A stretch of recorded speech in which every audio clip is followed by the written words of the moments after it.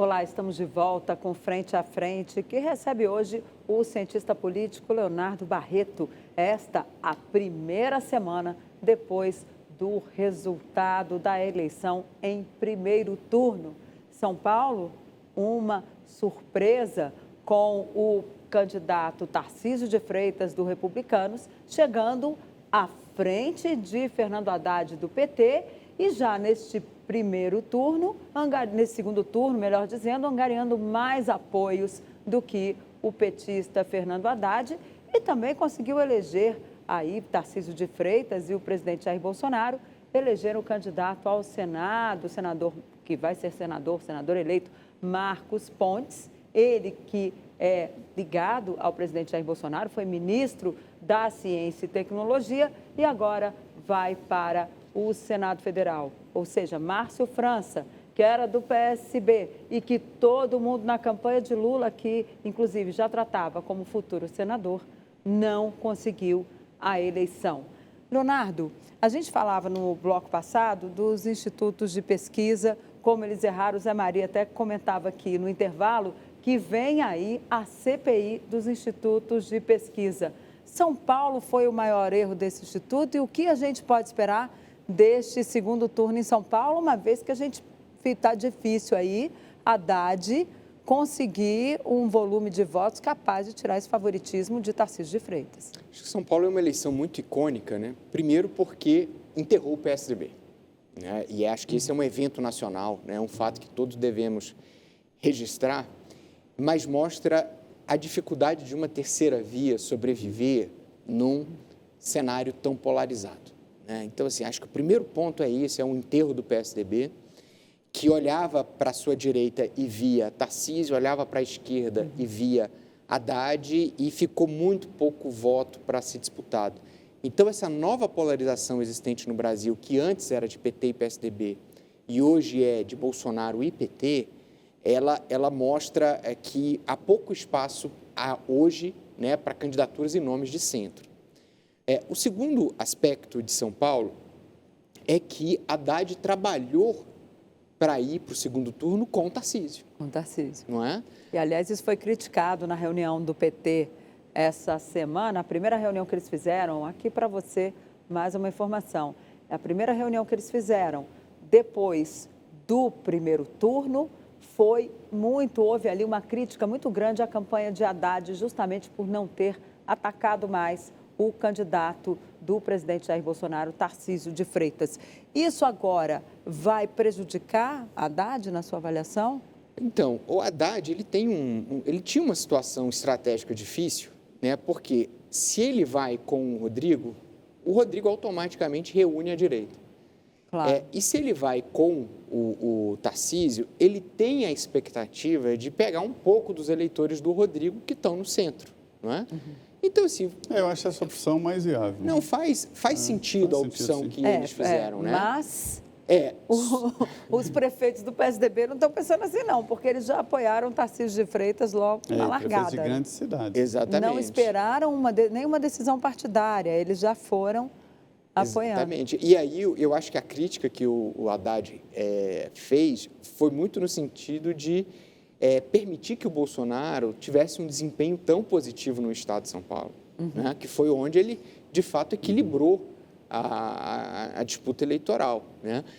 Agora, eu acho que o Haddad ele está em maus lençóis e talvez mais do que trabalhar pela própria candidatura, ele tem que trabalhar para melhorar o desempenho do ex-presidente Lula no estado de São Paulo, né? Grande desafio, né? Eu tenho a impressão que ele vai trabalhar agora mais para o próprio Lula do que para si mesmo.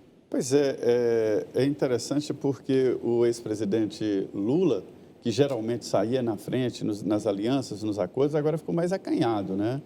O presidente Jair Bolsonaro conseguiu apoios importantíssimos dos maiores colégios eleitorais do país, né? O governador eleito em primeiro turno em Minas, o governador eleito em primeiro turno no Rio de Janeiro e o grande estado de São Paulo pegou logo dois, um que está disputando o segundo turno e o outro que perdeu. Isso aí é a cara da nova campanha, né? O segundo turno é uma nova política, uma nova estratégia e, enfim, é uma nova eleição. Isso diz muito? Sim. Agora, a gente tem que lembrar, né, assim, que Antigamente, o povo olhava para o topo da pirâmide para saber como é que ia se posicionar, né? Então, a indicação de um líder político era muito valiosa. Hoje, as pessoas elas formam sua opinião mais na base da pirâmide, né? Conversando, trocando mensagens. Eu tenho a impressão até que isso inverteu, né? Inverteu. Os líderes estão seguindo o popular. E aí volta aquela questão do Dória e da Tebet, né? Que eles não conseguiram se viabilizar porque as pessoas não conheciam, né? Mas aí o que a gente tem? Levando isso para as lideranças, é claro que é importante você ter apoio, né? Mas hoje você tem duas categorias de apoio. Você tem aquele que vai se empenhar na sua campanha e tem recurso para isso, e aquele que é mais simbólico. Eu acho que o Ciro e a Tebet... É o que eu chamo, passa lá em casa para tomar um cafezinho. Passa lá em casa para tomar. No caso do Ciro, nem isso, nem marca né? a data, né? No caso de Ciro Gomes, nem isso. Não marca a data e nem dá o endereço. Passa lá em casa. Passa lá em casa. Então... Ciro Gomes nem isso, né? Ele não citou, gente, nem a decisão do partido. Ele disse, o PDT tomou uma decisão, eu sigo essa decisão. E nem disse qual era, e pronto. né? Não disse qual era a decisão, nem qual era o candidato. Tem uma mágoa profunda. Quer dizer, que mágoa é essa, Denise? Você sabe o que é? Olha, ali é porque ele pensava que na eleição passada o PT abriria mão da candidatura para apoiá-lo, dando a ele a vice. Não. O ex-presidente Lula insistiu em ser Lula o candidato, colocou Fernando Haddad de vice. Ciro dizia, olha, para ser vice eu não vou, porque o PT está com o seu maior nome, o seu maior candidato está preso, e ainda assim eles não abrem mão de uma candidatura. E aí o Fernando Haddad tinha toda terça ou quarta-feira, não me lembro o dia, tinha que ir a Curitiba lá visitar o ex-presidente Lula na carceragem da PF. Ciro jamais perdoou aquela coisa da vice, né? E do PT não abrir mão de jeito nenhum de lançar um candidato. Acho que ali, de lá para cá, desandou aquela relação, né? E a própria Tebet disse que pode apoiar, mas que não vai fazer o L. Ou seja, numa candidatura, numa eleição tão dinâmica, um apoio assim está esquecido em 2 dias. E a gente tem que ver, porque Romeu Zema já disse que vai para a rua, vai fazer campanha pelo presidente Jair Bolsonaro. O governador Ibanez Rocha, aqui do DF, esteve com o presidente Jair Bolsonaro hoje e ele me disse... Hoje foi o dia do grupo do DF. Eu conversei com ele hoje na hora do almoço e ele me dizia, olha, eu vou fazer campanha para o presidente Jair Bolsonaro. Ele vai tirar uma semana, vai fazer exames lá em São Paulo e volta para fazer essa campanha. Celina Leão, que é a vice-governadora eleita, também, que é do Partido Progressista, também vai para a rua pelo presidente Jair Bolsonaro, não só no DF, como também no entorno, aqui nesses municípios próximos, onde a população mais pobre tende a votar no ex-presidente Lula. Isso faz diferença, Ou seja, né? isso vai fazer... Faz diferença, porque, por um lado, a gente tem 2 candidatos derrotados que tiveram voto, mas que não vão entrar na campanha, e, do outro lado, nós temos apoios que dirigem máquinas, né? O Rodrigo dirige uma máquina estadual, o Rodrigo Garcia, o Zema dirige uma máquina estadual, o Ibanez dirige uma máquina estadual, o Ratinho Júnior também. Então, essa é uma diferença que a gente pode fazer entre esses apoios que estão sendo distribuídos, né? E esse empenho na campanha vai ser fundamental. Mas Bolsonaro ainda não conseguiu o que ele mais precisa, que é uma entrada nos estados da região Nordeste. Olha, existe um tema muito sensível, né, no debate político, que é a maioria no Senado Federal. Foi uma estratégia certa do presidente Jair Bolsonaro, que ele não tinha maioria no Senado, e ele uma vez me disse o seguinte, que se tivesse criado um partido para ele, ele teria 100 deputados. Mostrou que teria mesmo os 100 deputados. E um Senado mais atuante, né, principalmente quando... ele se candidatou, que eram 2 vagas, né?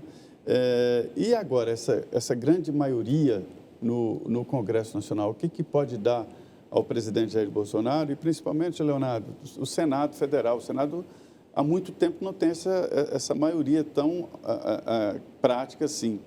Eu tenho a impressão que haverá um início de debate aí sobre ministros do Supremo. Eu acredito que sim também. Acho que essa é uma agenda que estava na eleição E acho que os ministros bolsonaristas, eles já têm tamanho e suporte suficiente para discutir questões relativas ao Supremo. E aí, isso pode vir, né, desde a aprovação de propostas de emenda constitucionais, dando mandatos fixos para ministros, né, para não ser mais um cargo vitalício, pode desaguar em processos de impeachment de ministros supremos que o Senado toca, e certamente vai tornar o processo de seleção de ministros supremos mais difícil e com mais atenção por parte dos senadores, né? A gente tem muita mudança. Essa eleição para o Congresso não foi trivial, né? Não, mudou muito, especialmente no Senado. Zé Maria lembrou muito bem. Aqui, Damares Alves, que deu uma entrevista lá para o Correio Brasiliense, para o CB Poder, ela dizia o seguinte: olha, uma das pautas, ela fala, eu vou agir dentro das 4 linhas da Constituição, mas uma das pautas é exatamente esse olhar para o Supremo Tribunal Federal. Agora, você falou do Nordeste, ela, Damares, e também a primeira-dama Michele Bolsonaro, querem partir para a região Nordeste em busca dos votos evangélicos. Isso é possível? Elas têm uma abertura? É possível e é importante, né, que faça isso. A Damares Alves, no meio neopentecostal, é a mulher mais conhecida e mais importante do Brasil, né? Ela é muito reconhecida. E ela fez uma campanha aqui no Distrito Federal muito vitoriosa, né? E provavelmente sem apoio de políticos locais, porque Bolsonaro não tem o apoio, não tem o suporte, com exceção de Alagoas, né? Olhando para os outros estados, ele não tem o suporte de nenhum candidato importante. Oficialmente, o Bolsonaro apoiava a Flávia Arruda, sua ex-ministra. Sua ex-ministra aqui. Mas ele chegou a dizer assim, olha, eu aqui vou torcer para que ganhe a melhor, porque eu não vou entrar nessa disputa, na entrevista que ele deu. Mas para ele, a Damares certamente é muito mais fiel, a Michele, né? Ele jogou tudo na primeira-dama. Ele chegou a dizer que é a primeira-dama que escolheu a Damares para o ministério e que decidiu apoiá-la, né? Então, isso. E qual a importância de Michele agora, neste segundo turno? É fundamental. Acho que tanto ela quanto Damares podem encontrar uma porta na região Nordeste. E aí, como é que isso é feito? Isso vai ser feito muito com o apoio das redes de igrejas neopentecostais, né? Porque, de novo, apoios políticos, o Bolsonaro não tem. Por exemplo, o ACM Neto na Bahia. Não quer saber, já avisou que, olha, vou fazer minha campanha, porque lá Lula teve 66% dos votos, se não me falha a memória. Quando a gente fala da importância desses estados, só na Bahia, dos 5 milhões e 200 mil votos que o Lula abriu, só na Bahia foram 3.500. 3.500. Não é? Então, veja, só no Piauí foi 1 milhão. No Maranhão foi parecido. Então, assim, eu, se fosse estrategista, né, da campanha, faria exatamente isso. Visitar 3 cidades por dia, muda para o Nordeste, vai visitar também cidades no interior, cidades pequenas, cidades médias, reuniões com mulheres evangélicas ou com mulheres de uma maneira geral, porque aí você ataca os 2 públicos que o Bolsonaro teve mais dificuldade, né? As pessoas que moram na região Nordeste e periferia e mulheres. Eu prestei atenção, Leonardo, quando você fala aí na mudança, né? A gente tem uma experiência que é muito difícil traduzir em números o Congresso Nacional, dizer tantos deputados estão assim, tantos estão assim, porque eles são maleáveis, mudam e tal. Mas parece que houve uma mudança de cara, né? Eu ouvi lá uma frase dizendo assim, acabou o tempo de que emenda parlamentar e não sei o quê resolvia problema de governo no Congresso. Parece que o Congresso ficou mais autônomo, né? E já tem 2 anos, Zé Maria, que uma mudança muito importante está acontecendo, que é a seguinte: ao invés do Congresso aderir ao governo, é o governo que está aderindo ao Congresso. E está indo nas pautas do Congresso. Exatamente. A gente tem na consultoria dados mostrando o seguinte, que o governo ele continua tendo uma quantidade de base, né, pessoas que votam com a orientação dele muito grande. Mas quando a gente pega o número de medidas provisórias aprovadas, quando a gente pega a iniciativa daquela lei que foi aprovada, que assim, aonde que ela surgiu, antigamente, 90% das leis aprovadas surgiam no Executivo. Hoje, menos de 25% surgem no Executivo. Qual o perfil da empresa da Vector, hein? Ela é uma empresa que faz relações governamentais, ou seja, ela ajuda empresas e setores econômicos a conversar com o Congresso. Né? Assim. É lobby, claro. Isso. E aí faz a relação das empresas para o Congresso. Exatamente. O lobby, ele não é danoso, né? Às vezes é só informação. Exatamente. O nosso trabalho é informar os parlamentares sobre aquilo que está acontecendo. Todas as empresas, as grandes empresas, as grandes associações têm exatamente esse tipo de relação para orientar, até para uma proteção do mercado, né? Zé Maria, um deputado, ele tem que decidir de manhã sobre o aborto, de tarde ele tem que decidir sobre o meio ambiente, de noite ele tem que decidir sobre empresas. Então, assim, ele é um grande generalista. E se a gente não tem as empresas, os setores, a sociedade civil, as igrejas, levando informação para esses parlamentares, a qualidade do processo cai muito. Cai, sim. E aí o que a gente faz é isso, orientar, enviar informação com o ponto de vista das empresas, claro, né, para ajudar o deputado na decisão, de maneira que ele tome a decisão que seja a melhor possível para o país. É por isso que precisa ficar antenado o tempo inteiro em tendências. E por isso que a sociedade inteira precisa se organizar para fazer seu lobby e ajudar a orientar os deputados, porque a eleição, ela é só o começo, né? Exato. A gente tem um ciclo político de 4 anos, onde esse pessoal vai ficar tomando decisões e a gente precisa ajudá-los, fiscalizá-los, né, para que esse processo seja o melhor possível. Muito bem. Um frente a frente muito bom de avaliação aqui. Nós trabalhamos com política, informando a você os dados, as entranhas, né, os bastidores da política, de uma maneira honesta, aberta, para você tirar aí a sua ideia. Muito boa essa mesa redonda aqui. Leonardo Barreto, cientista político, muito obrigado por vir mais uma vez aqui ao Frente a Frente. Eu que agradeço, Zé Maria, agradeço, Denise, muito obrigado pelo convite. É isso, uma mesa redonda boa tem que ter Denise Rotenburg. Boa noite, Denise. E José Maria Trindade. Boa noite, José Maria. Boa noite, Leonardo. Muito obrigada por ter aceito o nosso convite. E boa noite para você. E nesse segundo turno, nós estaremos aqui, né, Zé Maria? Estaremos. Com grandes entrevistas para você. Estaremos, sim. Você foi muito bem-vindo aqui neste programa de toda quarta-feira. Toda quarta-feira, às 22 horas, nós estamos aqui para te informar e falar diretamente de Brasília. É assim. Muito obrigado, muito boa noite e até a próxima quarta-feira, evidentemente, se Deus quiser.